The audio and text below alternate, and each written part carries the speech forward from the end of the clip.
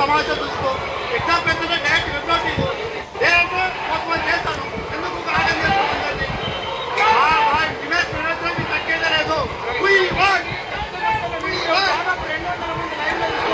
దీన్ని వేలాది మందికి ఆర్టీసీ క్రాస్ రోడ్ అంతా స్తంభింపజేశారు. ఇక్కడ చదువుకోవచ్చిన జాబ్ వేసిందని చెప్తాను.